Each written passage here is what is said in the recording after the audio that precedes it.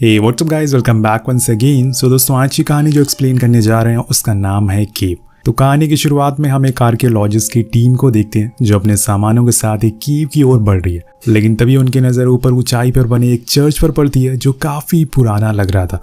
उसी को देखने के लिए टीम अंदर जाती है जहाँ उन्हें पुराने ज़माने की कई सारी चीज़ें देखने को मिलती है, जिसे देखते ही वो उसमें खो जाते हैं। अब ये सब देखकर उनके अंदर और जिज्ञासा बढ़ती है और चीज़ों को ढूंढने की, इसलिए वो और अंदर जाते हैं और चर्च के फ्लोर पर एक धमाका करते हैं ताकि वो नीचे जा सके। लेकिन इससे पहले ही वो बारूद फट जाता है और एक तेज का झटका पैदा होता है और देखते ही देखते वो पूरा चर्च ढह जाता है। क्योंकि वो पुराना बना हुआ था, अब पूरी टीम जाकर नीचे गिरती है, लेकिन उन्हें ज़्यादा कुछ चोट नहीं आती। पर वहाँ उन्हें एक अजीब सी आवाज़ सुनाई देती है जो किसकी थी ये तो किसी को पता नहीं था, लेकिन इतना ज़रूर कह सकते हैं कि वो ज़रूर चर्च के गिरने से आ रही थी या फिर कुछ रहस्यमयी आवाज़ें हो, क्योंकि उस चर्च में बहुत सी पुरानी ग्रेव भी मौजूद थी। वेल, यहाँ से सीन शिफ्ट होता है और हम एक और आर्कियोलॉजिस्ट की टीम को देखते हैं जो अब उसी केव में जाने की तैयारी में है। या हम आपको बता दें कि ये पिछले वाली टीम के 4 साल बाद का समय है, लेकिन यहाँ किसी को पता नहीं चला कि आज तक वो पिछली वाली टीम कहाँ गई।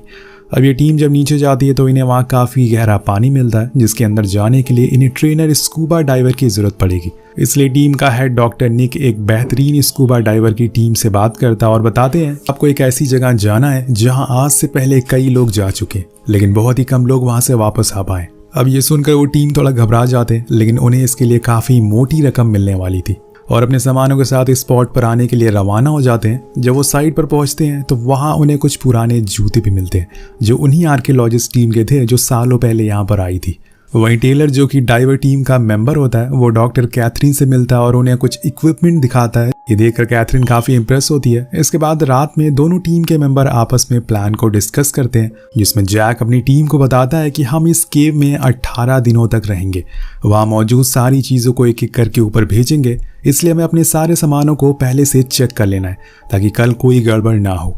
तभी वहाँ डॉक्टर निकोली आती हैं और उन्हें कुछ चीज़ें दिखाती है जो कि केव के अंदर से मिली थी, जिसमें से कुछ एंटीक आर्ट्स भी थे, जिसमें साफ दिख रहा था कि ये पिक्चर ज़रूर किसी भयंकर चीज़ की हो या फिर किसी भयानक जीव की हो। इसके बाद वो उन्हें कहानी भी बताते हैं जो पास के टाउन वालों में बहुत ही मशहूर है।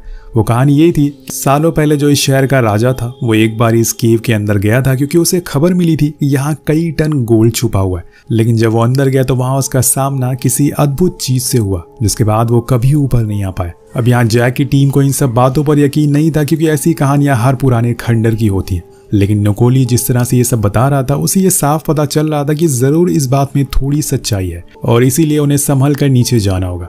नेक्स्ट डे पूरी टीम एक एक करके नीचे जाने लगती, जहाँ हम पहली बार उस केव की पूरी इमेज देख पाते हैं जो भी ज़्यादा विशाल और भयानक थी, क्योंकि वहाँ बहुत ही पुराने नुकीले चट्टानें थी और नीचे बहुत ही गहरा पानी था।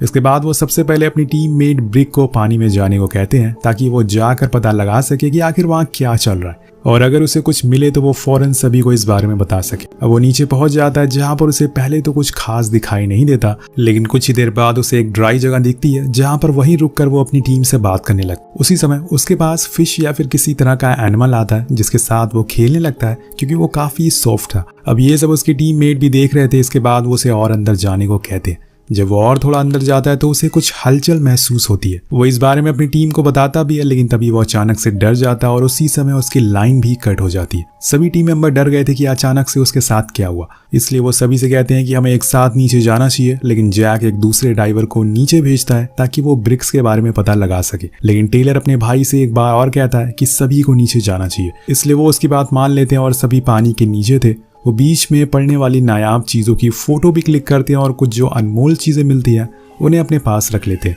जिसके कुछ देर बाद वो उस ड्राई जगह पहुंच जाते हैं जहां पर लास्ट बार ब्रिक से बात हुई थी। वहां उन्हें ब्रिक के सारे सामान भी मिलते हैं, लेकिन वो कहीं नहीं था। ऐसा लग रहा था कि जैसे वो उन सामानों को छोड़कर अपनी मर्जी से कहीं गया हो। वहां उन लोगों को पिछली आर्कियोलॉजिस्ट टीम मेंबर के भी सामान मिलते हैं जो कि अब सड़ चुके थे, लेकिन तभी स्ट्रट नाम का ड्राइवर एक कोने पर एक जानवर मरा हुआ मिलता है, जिसे देखकर वो डर जाता है और चिल्ला देता है, जिस वजह से वहां पर जो भी और जानवर थे वो उस पर हमला कर देते हैं। उसे पानी के नीचे ले जाते हैं जहां पर एक विशाल जानवर आकर उसके टैंक पर हमला कर देता है, जिससे कि वो फट जाता है और उसकी आवाज सुनकर टेलर फौरन उसके पास जाता है। लेकिन तब तक वो जानवर स्ट्रट को अपने साथ एक गुफा में ले जा चुका था, जिसके अंदर किसी इंसान का जाना असंभव था क्योंकि वो बहुत ही छोटी थी। अब टेलर अपनी टीम के पास आकर सभी को स्ट्रट के बारे में बताता है, जिसे सुनकर सभी शॉक में थे कि आखिर ये कैसे हो सकता है। ये केव जमीन के इतनी अंदर नीचे है और ऐसे में किसी जीव का यहाँ पल पाना बहुत ही मुश्किल है। इसके बाद वो लोग दोबारा से स्ट्रट को ढूंढने के लिए जाते हैं, लेकिन उन्हें पता चलता है कि अब वो रास्ता बंद हो चुका है, क्योंकि जब स्ट्रट का टैंक फटा तो एक झटका हुआ जिसकी वजह से ये सारे पत्थर नीचे गिर गए।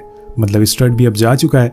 सभी वापस अपने बेस पर आते हैं, जहाँ पर जैक उन्हें बताता है कि हमारे पास 18 दिनों का ही सामान है, उससे पहले हमें यहाँ से बाहर निकलना होगा वरना बहुत दिक्कत हो जाएगी। तो ब्रिक कहता है कि हम लोग अब यहाँ से आगे नहीं जा सकते क्योंकि यहाँ कोई जानवर है, उसी ने स्ट्रट पर भी हमला किया और क्या पता उसी ने आर्कियोलॉजिस्ट टीम को भी मारा हो। लेकिन जैक उसे शांत रहने को कहता है और वो डॉक्टर निकाई से भी इस बारे में पूछता है, लेकिन वो बड़ी धीमी आवाज में कहती है कि मैंने ऐसा कुछ आज तक कभी नहीं देखा। इसके बाद जैक और टॉप दोनों यहाँ से बाहर निकलने का रास्ता ढूंढने के लिए निकल जाते हैं, लेकिन अब यहाँ बेस में टेलर और ब्रिक के बीच में लड़ाई होना शुरू हो जाती है, क्योंकि उसका कहना था कि स्ट्रट की मौत उसी की वजह से हुई है, अगर वो उसके साथ रहता तो उससे कुछ नहीं होता। लेकिन तभी चार्ली आकर दोनों को रोक, जिसके बाद डॉक्टर निकोली उस मरे हुए जानवर को माइक्रोस्कोप पर देखते हैं। उधर जैक एक छोटी सी दरार के रास्ते से ऊपर जाता है, लेकिन तभी एक जीव उस पर हमला कर देता है, जिससे वो जैसे तैसे बचता है और फौरन अपनी टीम के पास आता है। वो अपनी पीठ पर चुभे हुए एक पंजे को अलग करता है जो कि उसी जीव का था, जिसे कैथरीन माइक्रोस्कोप से देखती है और उन्हें पता चलता है कि ये किसी किस्म का पैरासाइट है और इनका काम होता है मरे हुए इंसानों को खाना।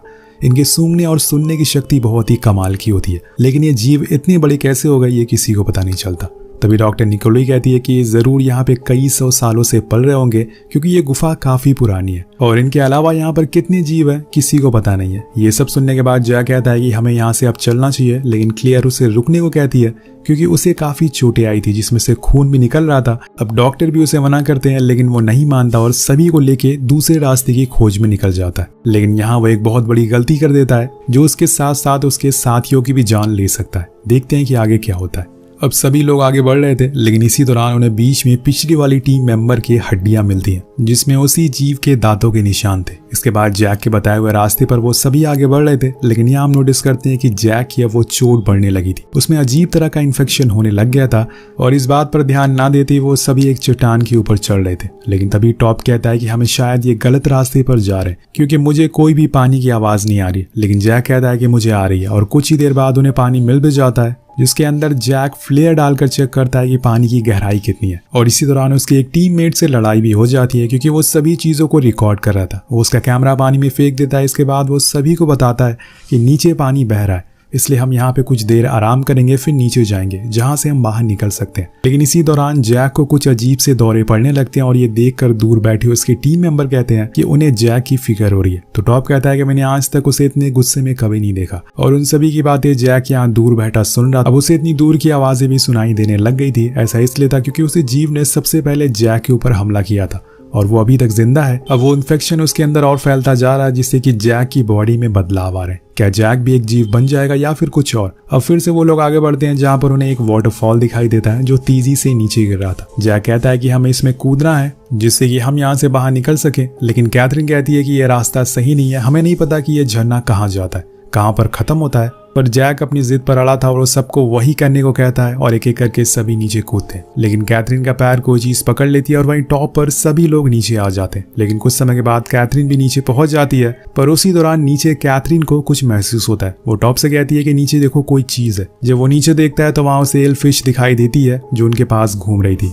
उसी दौरान ऊपर से डॉक्टर भी गिर जाती है। अब सभी एक साथ थे, लेकिन तभी वहां जीव आ जाता है और वो डॉक्टर पर हमला कर देता है और उन्हें घसीटते हुए अपने साथ ले जाने लगता है। कैथरीन बहुत कोशिश करती है कि वो उन्हें बचा सके, कर नहीं पाती। यहाँ जैक उस जीव का पीछा भी करता है और देखता है वो डॉक्टर को मारकर फिर उसी केव में ले जा रहे। पर उसी दौरान उसकी नजर उस जीव के शरीर पर पड़ती है जहाँ एक टैटू बना था, जिसे ये साफ पता चल रहा था कि ये जीव किसी समय पे अगर इंसान हुआ करता था, क्योंकि ऐसे टैटू कोई जीव तो बना नहीं सकते। और क्या पता ये जीव पहले आए हुए टीम इंसान वाला हो और अब ये जीव में बदल गया हो। अब ये देखकर जैक बहुत डर जाता है, क्योंकि उसे इसी जीव ने काट रखा था। लेकिन वापस आकर वो ये बात किसी को नहीं बताता, फिर सभी को किनारे पर आने को कहता है, जहाँ पे कैथरीन उसे बहुत सुनाती है क्योंकि उसकी वजह से डॉक्टर की मौत हो गई। डॉक्टर ने मना किया था कि कोई गहराई में नहीं जाएगा, क्या पता उन्हें इस जीव के बारे में पहले से कोई जानकारी हो जो इन्हें बचा सके। वे एक जगह आकर ये बैठ जाते हैं जहां पर इन्हें सामने से पानी का तेज बहाव दिखता है और सभी उसके अंदर जाने लगते हैं। लेकिन जैक मना करता और कहता है कि हम सभी दीवार पर चढ़ेंगे और फिर वहां से दूसरी तरफ जाएंगे। कैथरीन टेलर से कहती है कि जैक ने अपना होश खो दिया है और वो टीम लीड करने की हालत में नहीं है। लेकिन टेलर उसकी बात अनसुनी कर देती है। अब जैक और टेलर दोनों चट्टान पर चढ़ने के लिए रेडी थे, पर उनसे पहले ही चार्ली वहां पर चढ़ जाती है और ऊपर पहुंच जाती है। लेकिन उसी समय उसे वो जीव दिख जाता है और यहाँ हम पहली बार उसे इतने करीब से देख पाते हैं, जो कि बहुत ही विशाल और खूंखार था। अब वो चार्ली पर हमला करता है, लेकिन वो नीचे कूद जाती है और लटक जाती है, पर वो जीव उड़कर उसके पास आता है और उसे पूरी तरह से कवर कर लेता है। अब यहाँ चार्ली के पास कोई ऑप्शन नहीं होता, इसलिए वो अपने सिलेंडर में आग लगा देती है, जिससे कि वो जीव जलकर नीचे गिर जाता है, पर इससे चार्ली की भी मौत हो जाती है। अब ये देखकर सभी टीम मेंबर टूट जाते हैं। वो एक एक करके अपने साथी को खोते जा रहे थे। तो जब जैक उसकी बॉडी को उठाकर लाता है, ये देखकर सभी लोग बहुत ही गुस्से में आ जाते हैं। लेकिन यहाँ हम एक और चीज नोटिस करते हैं कि जैक की बॉडी भी अब ट्रांसफॉर्म होने लगी है, जैसे कि मैंने आपको पहले ही बता दिया था। और ये चीज कैथरीन बहुत देर से नोटिस कर रही थी, इसलिए वो उसे कहती है कि तुम्हें अब लीड करना छोड़ देना चाहिए, अब से टीम लीड मैं करूंगी।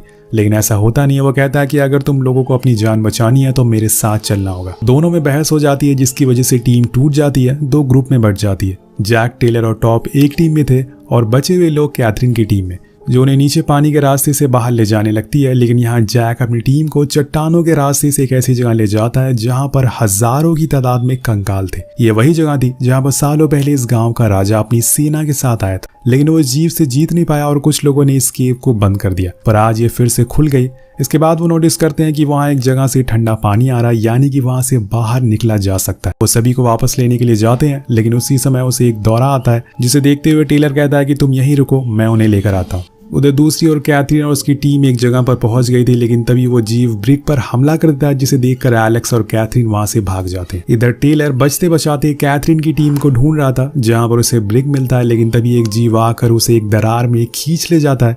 वो उसके पीछे पीछे जाता है, लेकिन तब तक बहुत देर हो गई थी। मदर टाइम वो कैथरीन की लोकेशन उसे बता देता है, जिसके बाद वो फौरन उसके पास पहुंचता है और उन दोनों को लेकर जैक के पास, जहाँ जैक उनसे कहता है कि तुम्हें पानी के रास्ते से बाहर जाना होगा। लेकिन वहां भी उनका सामना बहुत सारे जीवों से होता है। तभी कुछ सिलेंडर नीचे गिर जाते हैं, जिसकी आवाज से वो जीव एक्टिव हो जाते हैं और एलेक्स के पीछे पड़ जाते हैं और यहाँ वो उसे भी मार डालते हैं। वहीं बचे हुए लोग पानी में छुप जाते हैं ताकि वो उन्हें देख ना सके, लेकिन ऐसा हो नहीं पाता और वो उन्हें भी ढूंढ लेते हैं, क्योंकि वो जीव सालों से यहाँ पर रहते हुए आ रहे हैं। तब जैक उन सभी जीवों से लड़ता है, क्योंकि उसके पास कुछ पावर्स आ गई थी। उसके अंदर भी उन्हीं का खून था।